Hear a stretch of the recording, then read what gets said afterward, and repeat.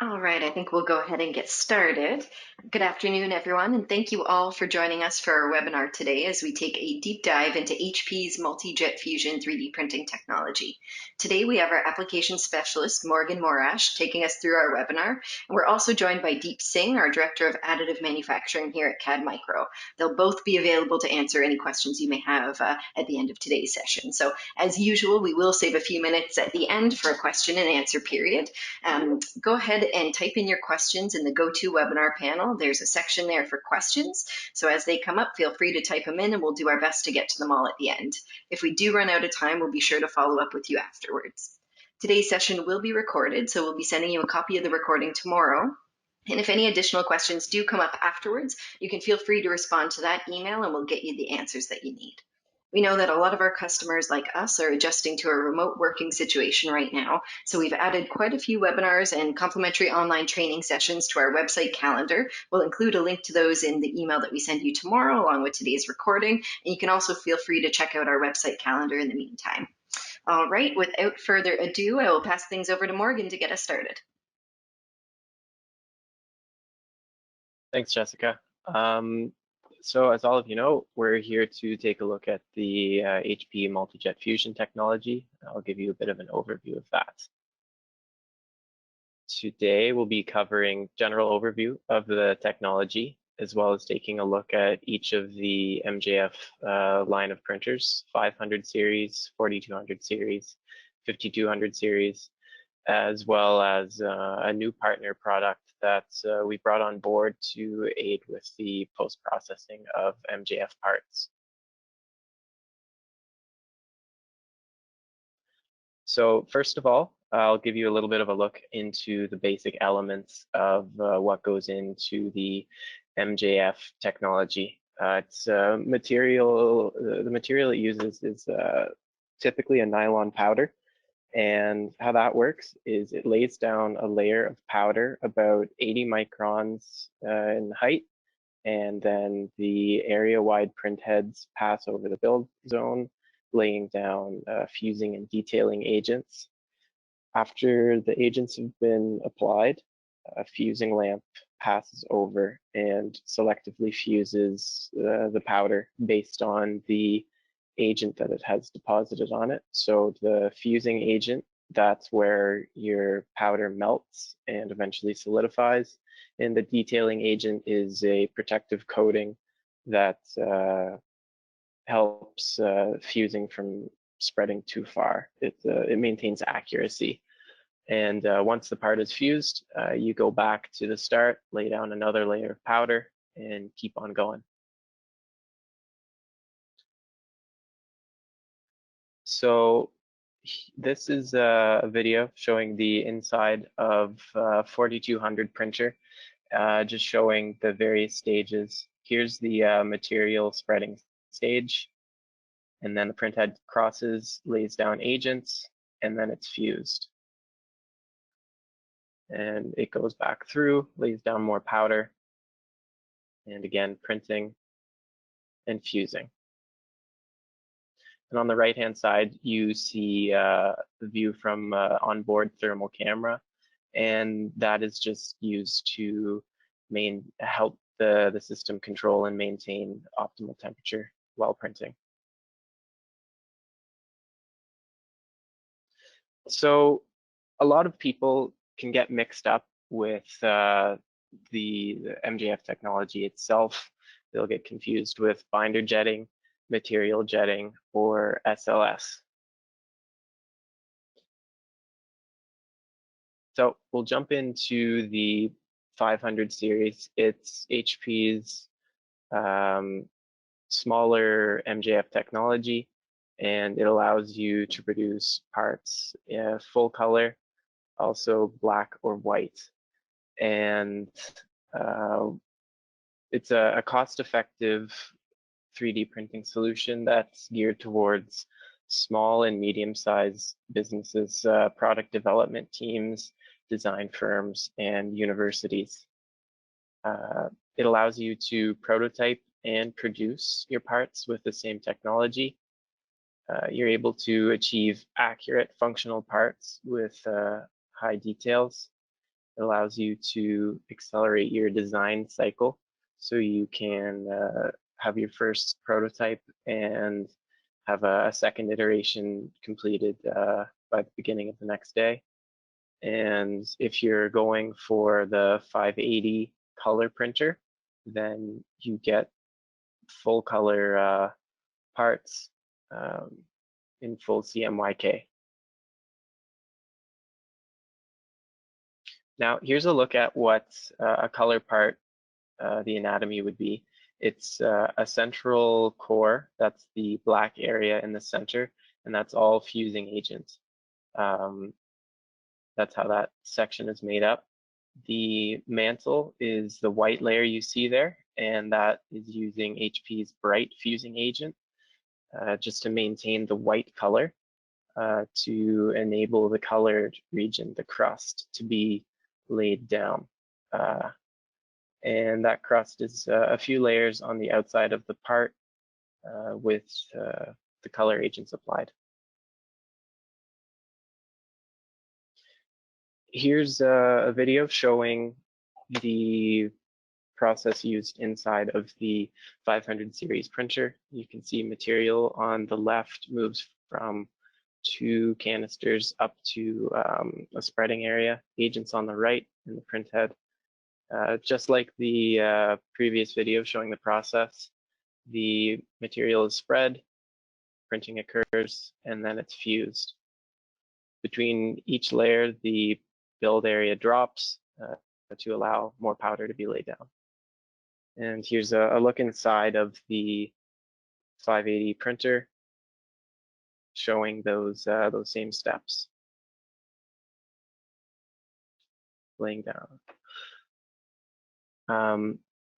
The printer itself is a fully contained unit. It automatically cools and extracts additional powder from your build. And here's a look at that in real life at the end of the print.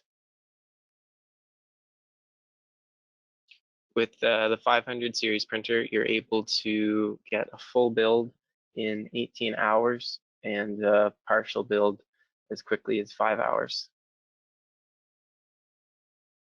This is a look at the thermal behavior inside of the printer during the printing process. This reptation stage is where the powder goes from molten to solidified, and you'll see that as the agents are laid down, the powder is cooled, and then they're brought back up above the melting temperature with the fusing lamps.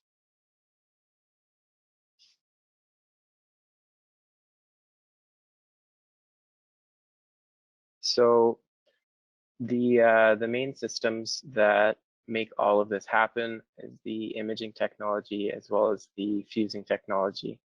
So the print heads are delivering an area-wide image over the build area. Each nozzle on the print head is capable of firing 24,000 drops a second, and there are 84,480 nozzles per print head. So if you have the monochrome version of the 500 series, there's 1 print head, and with the color, there are 2 print heads. 1 for monochrome and 1 for delivering color agent.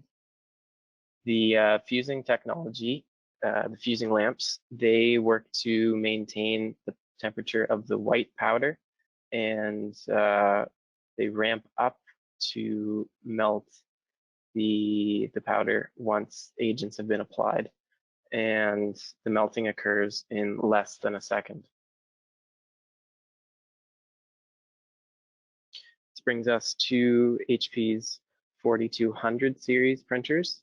They're geared towards final parts manufacturers, service bureaus, and original equipment manufacturers.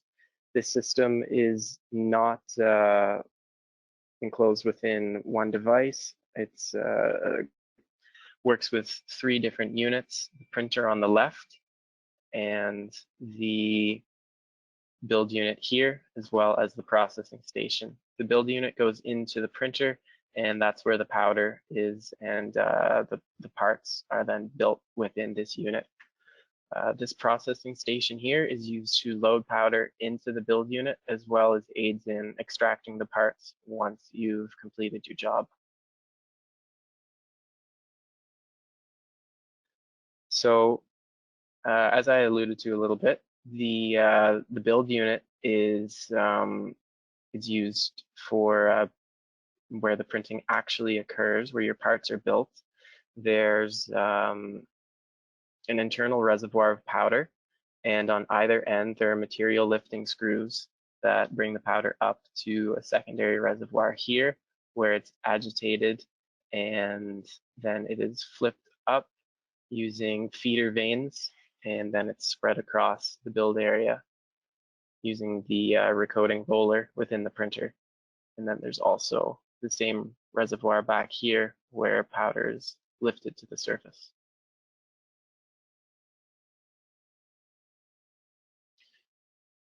And then how the processing station fits into the workflow. As I said, it's used for loading and unloading the build unit. You have your fresh material supply here. This is bulk storage of used material, and inside there's a smaller secondary storage for material that's being pulled out of your build unit. So during loading, the printer or the processing station draws 20% of the material from here, and it will draw 80% recycled material from its storage.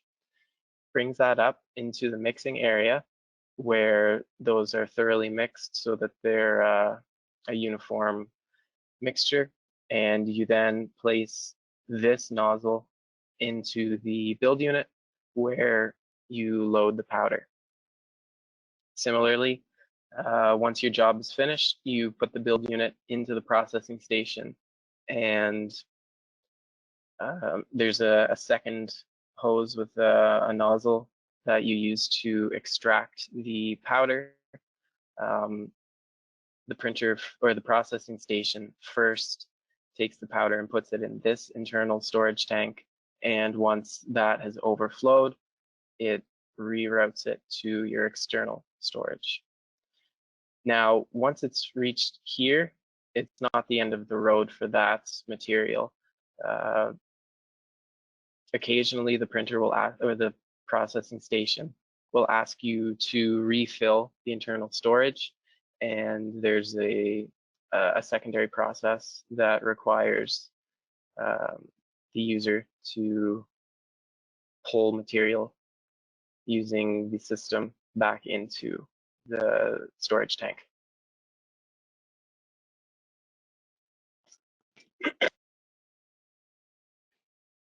Similarly to the 500 series, the printing systems include the print heads and the agents. The 4200 series has 3 print heads mounted in the printing carriage, and they are fed by detailing and fusing agents. So energy delivery is a little bit more involved with the 4200 series printer. There are top lamps which are controlled by a central thermal camera, and they're used to maintain a powder temperature so that the fusing lamps are able to bring that powder to a melting point. And the fusing lamps are on either side of the printing carriage. There's one fusing lamp module and then the other. And as you saw in the videos, they come across the build zone and fuse your powder.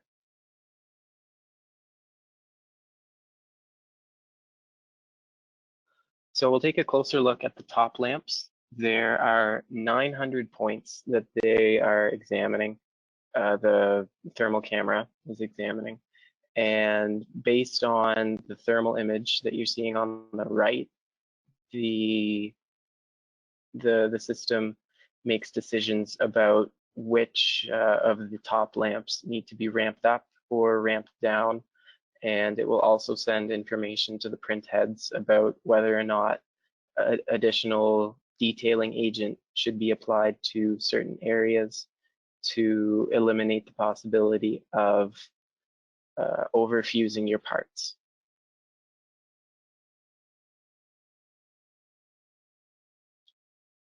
Now, this brings us to HP's latest in the line of MJF technologies, the 5200 series. They've optimized this to be used for production, and it's a competitor, a really strong competitor to a lot of other high volume manufacturing technologies. So this system is made up of printer, build unit, and something that's brand new, the natural cooling unit, which I'll get into a little bit later, and also a processing station.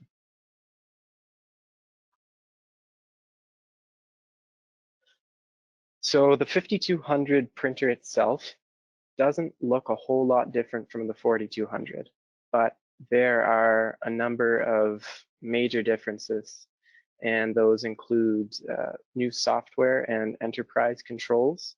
So those include machine learning, which allows you to fine tune your printer's calibration to ensure dimensional accuracy and consistency among your parts. It allows you to set job parameters based on specific geometries, specific parts, or builds.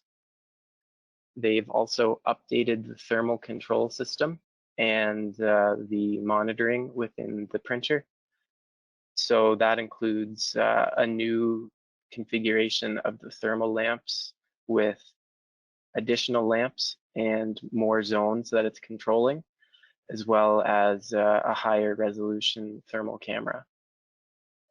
They've also shortened the print times versus the 4200. So now the balanced print mode for the 5200 is 11.5 hours versus 16.5 for the 4200. And they've added a very good fast mode, brings it to 8 hours versus 12 with the 4200. And the ways that they've optimized it for production is they've added additional fusing lamps, which allows them to emit even more power to fuse your powder. And by having more fusing lamps, each lamp is effectively being used less, which allows for redundancy, and you'll see that you're replacing lamps less frequently. And they've also decreased the amount of time spent on startup routines by including a number of those in the actual printing process. And just like the printer portion of the 5200, the processing station doesn't look a whole lot different, but they've added more automation for the material loading process, and they've made changes that allow you to unpack your parts at a higher temperature. And you might need to do this if you're running certain materials that require you to unpack the parts essentially fresh out of the printer with very little cooling time. And they've also made some pretty significant changes to the build unit.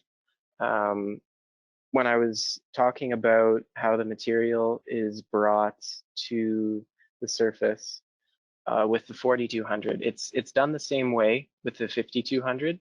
They've added preheaters to the material lifter screws so that material is closer to the fusing temperature by the time it reaches the build area. Um, and they've added some blanket heaters, additional blanket heaters to cover the full extent of the build zone to allow further control of the cooling of your parts. And the brand new component to the MJF workflow that the 5200 series has introduced is the natural cooling unit. And this allows you to increase your productivity by freeing up your build units. So if you're leaving your printed parts in the build unit to cool, that will take away time that you could be printing with that. And now you're able to remove parts from your build unit, place them in this natural cooling unit to then go back, print again with that build unit. Also, it ensures that your critical builds can be cooled naturally without impacting your workflow.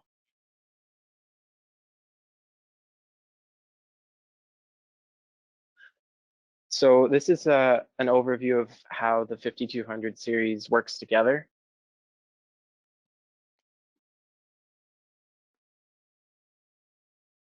You have the printer, build unit, processing station, and the new natural cooling unit.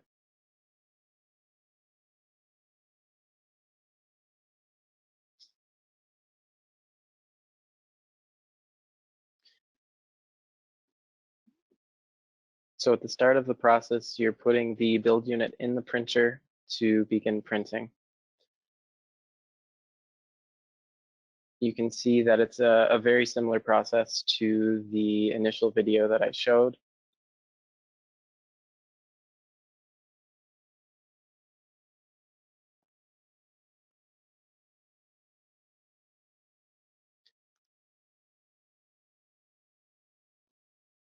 So this is where the natural cooling unit can come into play.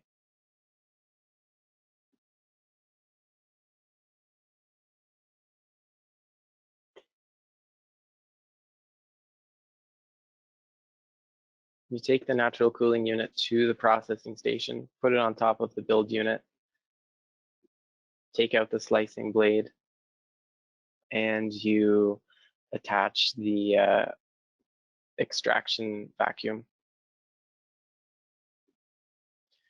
The processing station has RFID sensors so that you're matching your natural cooling unit to the build, and it lifts that whole build into the natural cooling unit.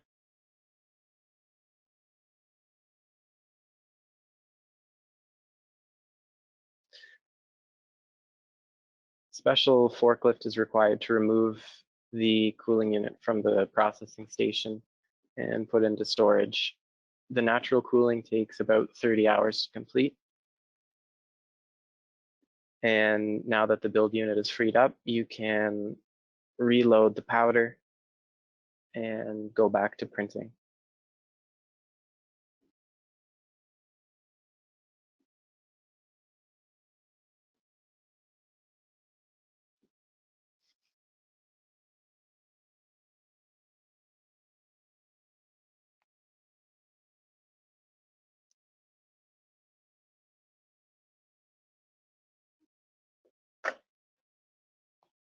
Now, once the parts have cooled in the natural cooling unit, you put the cooling unit back into the processing station and remove the lid. There's a special unpacking cover, and you then unpack the parts very similarly to how you would if they're still in the build unit.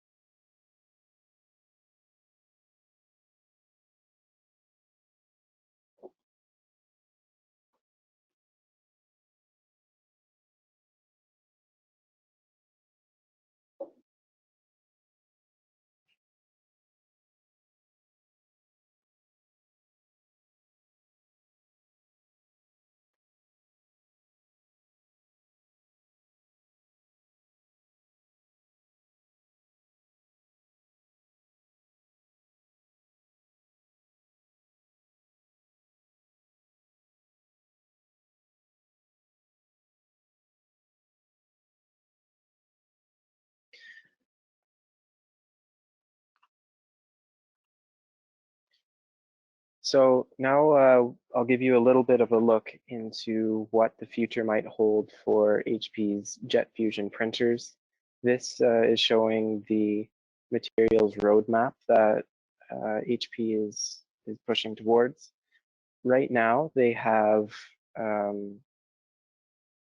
a couple of varieties of nylon that is able to be printed on their machines: PA12, PA11, and PA12 with glass beads. They've recently expanded into elastomers such as Lubrizol Estane TPU, BASF Ultrasynth TPU, and since their materials are open to third-party vendors, there's an additional PA12 made by Vestosynth, which is available. In the future, HP is working towards expanding the portfolio to include flame retardant polyamides, additional thermoplastics, and some high performance materials, with polypropylene on the horizon fairly soon.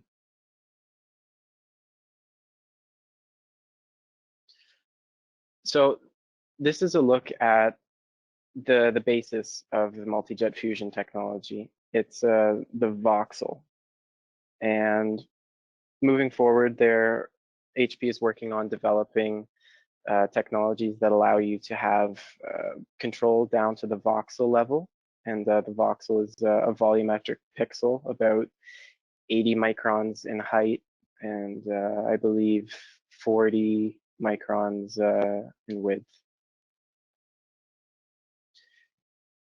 Some innovations that this could enable is integrated strain gauges by printing conductive agents.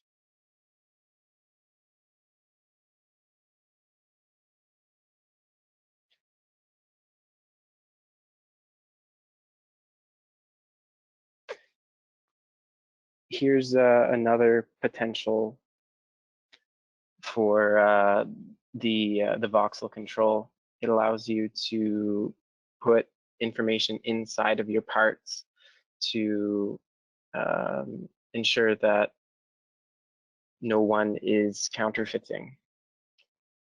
Also, it's they can use it for a wear indicator.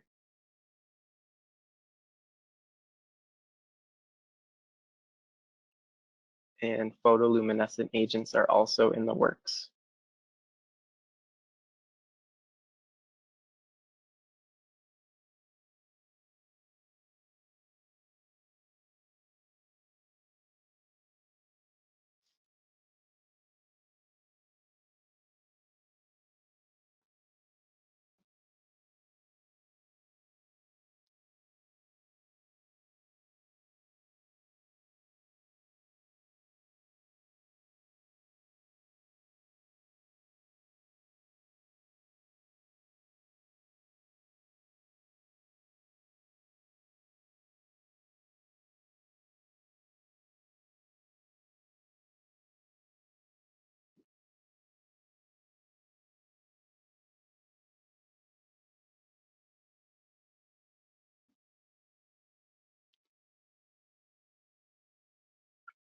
This brings us to our new partner product, the Dimension PowerShot C. It's an automated bead blasting process for cleaning your parts once they've been extracted from the build unit. Using this product increases productivity, and it's very gentle on the parts, and it allows them to be automatically cleaned, freeing up the operator's time. In terms of the performance, you can expect cycle times from 3 to 10 minutes, and that would be based on the parts that you're actually processing. And it can handle the full build from a 4200 or a 5200.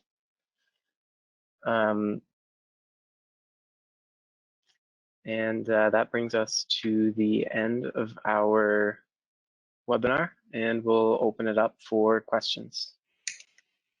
Excellent. Thank you so much, Morgan. That was wonderful. We still have a few minutes left, so if anybody hasn't yet typed in their question and would like to, please go ahead now. We do have a few in the queue, so let's get started here. So the first question we have for you is, what is the expected accuracy of multi-jet fusion parts? So the expected accuracy for this technology would be in the range of plus or minus 0.3%. And there's a lower end of the accuracy, and that would be plus or minus 0.2 millimeters. Okay, great. The next question we have for you is, what is the layer resolution? So I believe I mentioned that in one of my slides, but I'll repeat that. So the 4200, 5200, and 580 printer for the 500 series, they all have a default layer height of 80 microns. And now with the introduction of the 5200 with their fast mode, it's using a 110 micron layer height. Awesome. Next question, how much of the unfused powder can be reused? So during extraction, about 80% of the powder that hasn't been fused is actually reclaimed, and you can then use it again in a future build. And this is actually a fairly significant advantage over a lot of SLS technologies that don't have nearly the same powder reusability. Okay, great. This question is on the 500 series. For the color parts, is there a worry of the color wearing off? How thick is the color layer?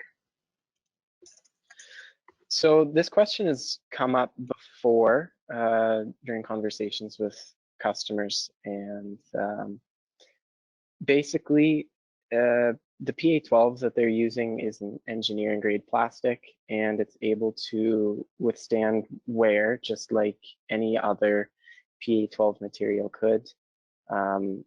Color portion is about 0.5 millimeter thick, and that's going to be geometry dependent. It's going to vary slightly. In most cases, the area being worn down will kind of have a color change. The shade will be a little bit different. Just imagine you're sanding a painted surface. It's gonna slightly change. But we very rarely see that kind of surface abrasion actually going all the way through and exposing the white layer or going into the core itself, into black. Great, thank you, Morgan. So we've got another one here. The question is, what are agent materials? What are the agent materials? So there's two main agents that are used in the multi-jet fusion process, and those are the detailing and the fusing agents. The detailing agent is simply a thermal protective layer that is placed around the region to be fused, protects the other powder from thermal bleed coming from the actual part that you're looking to print. And the fusing agent simply enables your geometry to become fused. And then with the 580, the color printer, it's a little bit more advanced. There's the bright fusing agent, which creates the white layer over the black core. It's absorbing infrared radiation, and it allows the powder to remain white. And then on top of that, you have the various color agents that are also absorbing kind of conventional heat energy as well as infrared radiation. Great, thank you, Morgan. We've got quite a few more questions coming in here. I know Deep is on the line as well. So between Morgan and Deep, whoever would like to handle these, please go for it. The next question we have is it expected that the new upcoming materials will be available for the 500, 300 series or only for the production series? I'll take that question. So effectively, the new materials, they come out for the production series because the production machines are built to handle higher temperatures. They're designed as such that they can accommodate a lot of different material capabilities. However, there is a pathway that HP has time to time shared that first the materials will come out for the production machines, and then that technology can be rolled down to the 300 and the 500 series. But that would be a question for OEM in terms of where they are in the development process. We don't have that answer today if that's going to be available, but we know the technology is quite similar, where you're still working with infrared energy, you're still working with fusing and detailing agents. The difference could be that different polymers may require different temperature. So that's where some of them might be more suited for production, but then the goal is to then bring them down to the more democratized printers. Thank you, Deep. We've got another question on materials here. Is HP going to look into different material printing such as PEEK or Altum? Are they looking into other additives such as carbon fibers or tungsten or boron for use in radiological settings? So again, great question. This is a question for OEM again. There's a lot of material developments that's happening. I'm not sure if PEEK and Altum is on the radar right now. Again, we find out closer to the release times when the materials are becoming available. But I wouldn't be surprised if there's materials with high temperature being entertained at a research level. But at CAD Micro, we don't have knowledge around if that's being looked at right now. That would be again an OEM question. Okay, great. This also may be an OEM question, but do we have any insight as to whether HP has any plans to support third-party material powders? So yeah, so currently HP is sorry, Morgan, do you want to take that one? no, I can let you take it. You can jump in. Okay, sorry about that.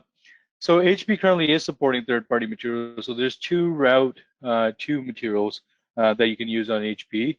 One is HP branded material, which is developed by HP, and you can use that on your machines. The other pathway is HP certified materials, and that's where HP has partnered with companies like BASF, Lubrisol, and other chemical companies and third-party companies to develop material. However, the material, once it's developed, it still needs to be certified by HP. So there are currently third-party materials available for HP systems that are certified by HP. So the pathway does exist. Great. And the last question, unless there are any more coming in currently, does HP have any future outlook on metal printing? Absolutely. So we know we've been seeing the metal printer and the conversations around metal printer that HP is working on for about a year now, and a lot of that is happening. That metal is a different subset of technology altogether. So before it's rolled out on a commercial level, it has to go through a lot of validations and a lot of development process. So currently they're working with their beta partners. So for example, GKN and some of the pharmaceutical companies and automotive companies are part of that beta process where they're evaluating the technology, giving feedback to HP, and fine-tuning and tweaking the machine.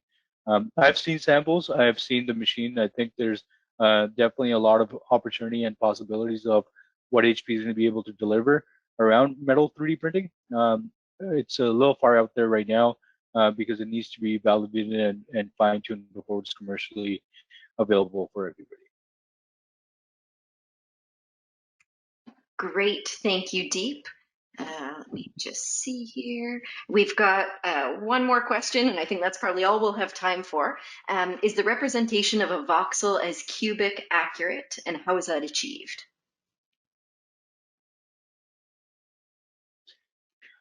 Yeah, so the way the representation is described is basically it's pixel by pixel by pixel is how they're defining the 3D voxel. HP is using this conventional latex 2D printing technology where they have piezo-powered print heads that allow them to print at a pixel by pixel level to develop the cross section of the model. So that's where the term voxel is coming from, because we can control pixel by pixel with the deposition of fusing and detailing agents. Wonderful. Okay, I think that is about all we have time for today. If there was anything that we didn't cover or that you'd like a little more information on, whether in regards to HP technology, the materials, or the new Dimension product line that we're carrying, please let us know and we would be happy to discuss these further with you offline. Keep an eye out for our email tomorrow that will include today's recording as well as links to some of the upcoming webinars we have scheduled, and feel free to share that with anyone on your team who may be interested in attending. Once again, thank you, Morgan, for a great presentation, and thank you, Deep, for jumping in and your insight on those questions there. And thank you to all of our attendees for spending a little bit of your Thursday afternoon here with us. Please stay safe and stay healthy, and we hope to see you all again very soon. Thank you. Bye-bye.